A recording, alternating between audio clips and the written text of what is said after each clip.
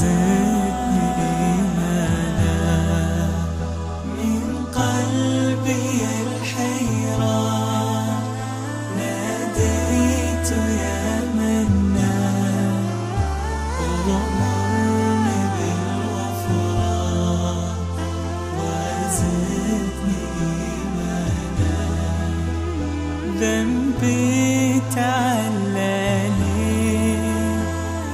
للذل أردني ذنبي تعلاني.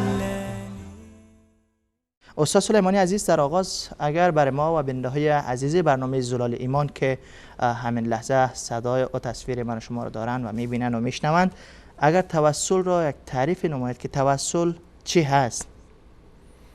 بسم الله الرحمن الرحیم. الحمدلله و الصلاة و السلام علی رسول الله و علی آله و صحبه و من والاه. در موضوع توسل اول اگه اجازه بدید از خود اصل تعریفش در قرآن کریم آغاز بکنیم موضوع رو، چون موضوع توسل یک بحث عبادی هست و یک بحث دینی هست و باید از منظر کتاب و سنت رسول صلی الله علیه و سلم بهش بپردازیم. قبل از اینکه اصلا معرفیش بکنیم ببینیم که قرآن وقتی که از توسل صحبت میکنه توسل چی میگه و چطور بیان میکنه و حالا این منظورش چی است و مرادش چی است از این توسل. ما در قرآن کریم در آیه 35 سوره مبارکه مائده ما کلمه وسیله رو داریم که از این ما تعبیر توسل رو برداشت میکنیم و مقوله توسل به اصطلاح ثبوتش از قرآن کریم این آیه است و دلیلش. درست. در آیه 35 سوره مبارکه مائده الله متعال میفرماد یا ایها الذین آمنوا اتقوا الله، ای کسانی که ایمان آوردید تقوای الله تعالی پیشه کنید، پرهیزکاری بکنید، اوامرش رو اطاعت کنید و از آنچه که شما رو منع کرده منع بکنید خودتون. این خلاصه معنای تقوا است. درست. یا ایها الذین آمنوا اتقوا الله وابتغوا الیه الوسیله، و تلاش کنید، جستجو کنید. وابتغوا یعنی جستجو کنید و به دست بیارید، الیه به سوی الله تعالی یک وسیله، الوسیله، و جاهدوا فی سبیله لعلکم تفلحون. در پایان آیه الله متعال میفرماید و در راه الله متعال جهاد بکنید و تلاش بکنید تا باشد که شما به رستگاری برسید. درست. و سعادت و خوشبختی و فلاح. این آیه الله متعال اشاره میکنه در این آیه که ای مؤمنان، شما در راه تقوا و پرهیزگاری و دست یافتن رضای الله متعال، ما که هدف اصلی کل عبادت ها دست یافتن به تقوا است. بله.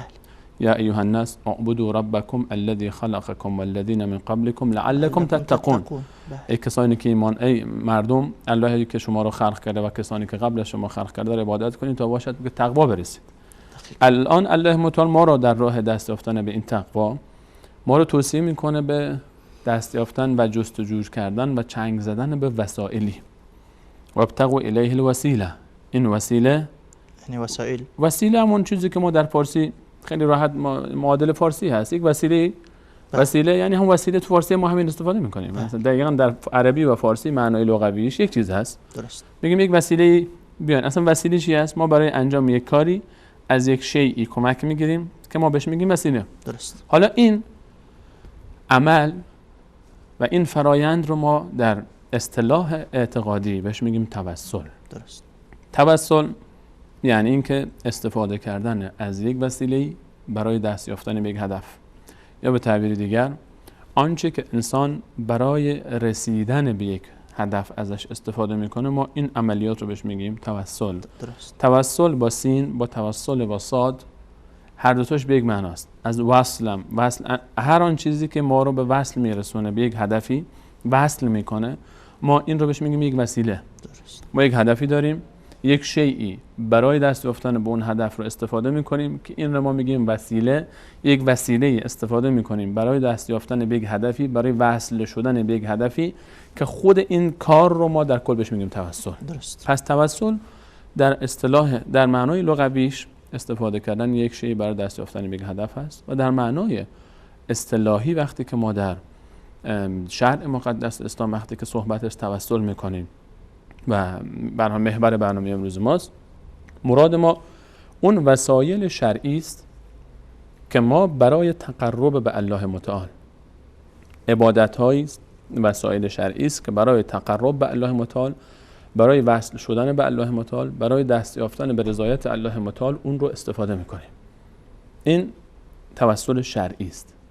هر وسیله‌ای که در راه دست یافتن به الله رضایت الله متعال، تقرب به الله متعال استفاده بشه، ما بهش میگیم وسیله. درست. و این عملیات رو میگیم توسل. حالا در خود این توسل، ما در توسل به الله متعال، ما همون چیزی که شما هم اشاره کردید و در قسمت‌های قبلی هم ما بهش پرداختیم به تفصیل بیشتری، گفتیم که وقتی که عبادت‌هایی که مشرکین مکه انجام میدادن، الله متعال میفرماد اونها می اومدن در آیه 18 سوره مبارکه یونس و یعبدون من دون الله ما لا یضرهم ولا ینفعهم، اونها می اومدن غیر الله متعال رو عبادت میکردن. یعنی اینجا صرف عبادت و اختصاص دادن عبادت به غیر الله متعال برای کسانی که الله متعال میفهمد نه اونها رو میتونست ضرری برسونه به اونها و نه نفعی به اونها برسونه، اینها می اومدن به چه حجتی این کار رو میکردن که هؤلاء شفعاؤنا عند الله، اینها میرن شفاعت ما رو پیش الله متعال میکنن. این یک وسیله بود. الان برای شفاعت پیش الله متعال اینا یک وسیله‌ای برای خودشون معرفی کردن که هدف این وسیله چیه؟ هدفش ما در آیه 3 سوره مبارکه زمر میخونیم که الله متعال از زبان اونها برای ما معرفی میفهمد که میگفتن ما نعبدهم الا لیقربونا الی الله زلفا، ما اینها را عبادت میکنیم چون اینها یک وسیله‌ای هستن که با شفاعت کردن پیش الله متعال ما رو به الله متعال نزدیک میکنن. لیقربونا، تقرب پیدا میکنیم. اینها وسیله‌ای میشن که ما به الله متعال برسیم و تقرب پیدا بکنیم. این موضوع توسل مشرکین مکه بود که الله متعال این رو ملامت میکنه و رد میکنه.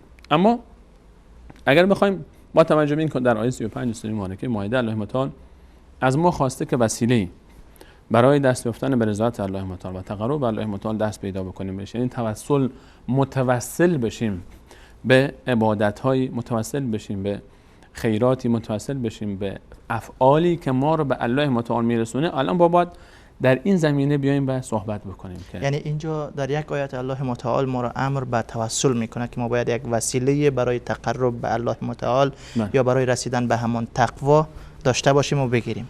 و از سوی دیگر مشرکین قریش برای تقرب الله متعال وسایل یا وسیله را که گرفتن اونها را هم محکوم میکند. و پس اینجا نشان از این داره که ما دو نوع توسل داریم.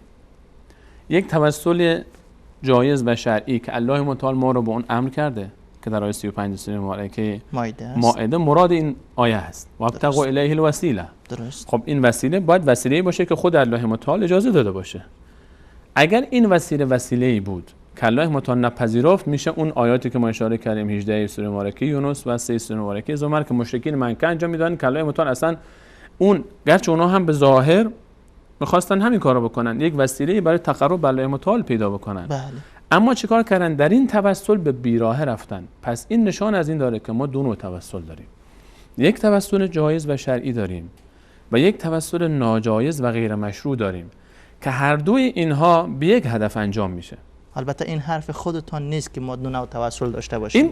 این محتوای آیات کلام الله جمع آیات به این چیز اشاره میکنه. وقتی که آیات رو کنار هم میگذاریم، از یک طرف الله متعال ما رو امر میکنه به اینکه وسیله‌ای برای تقرب داشته باشیم. پس این یعنی یک عبادته. پس این یعنی یک حکم شرعی است. درست. اما از طرف دیگه میبینیم که این اصلا هدف چی بوده؟ هدف از توسل تقرب به الله متعال بود. دقیقاً. اما در همین راه و با همین حجت و با همین دلیل انسان‌هایی آمده اند و کارهایی انجام دادن، توسلاتی انجام دادن که الله متعال اونها رو، این توسل اونها رو نه تنها به عنوان یک عبادت نپذیرفت، بلکه به عنوان شرک اونها و وسیله شرک اونها مطرح کرد و اونها رو به جهنم محکوم کرد و به جهنم داخل کرد. و قرآن برای ما معرفی میکنه که اینا اصلا الله متعال مشرک خواند و کافر خواند فقط به خاطر اینکه در این راه توسل به بیراهه رفتن. پس مقوله توسل مقوله بسیار مهمی است. چرا مهمه؟ چون از یک طرف یک حکم شرعی است، از یک طرف دیگه این حکم شرعی بسیار حساسه که اگر منحنیات و به مسیر اصلیش نرفت، دقیقاً چون عبادته، نه؟ چون عبادت خیلی مهمه، اما به شرطی که این عبادت در مسیرش انجام بشه. سجده کردن یک عبادت، رکوع کردن یک عبادته، دعا کردن یک عبادته، نذر و نیاز یک عبادته، خون ریختن از در راه رضایت الله متعال با اون شرع به اون حکم شرعی خودش یک عبادته. اما وقتی این در مسیر غیر الله متعال استفاده میشه، اون موقع دیگه میشه شرک. اینه که ما در سوره حمد خیلی روی این تاکید داریم که ایاک نعبد فقط تو رو عبادت میکنیم بار الله و ایاک نستعین و فقط از تو استعانت میجوییم. پس توسل مثل سایر عبادات هست، یعنی اگر در راه مستقیم و راست انجام شد فبیها و نعمه، اگر مثل سجده و رکوع و نذر و ذبح و غیره که از راه درست منحرف شد شرک میشه. دقیقا همین مثال است. من قلبي الحيران ناديت يا منان أغمرني بالغفران وزدني إيمانا. من قلبي الحيران ناديت يا منان أغمرني بالغفران وزدني إيمانا. ذنبي تعلاني للذل أرداني. ذنبي تعلاني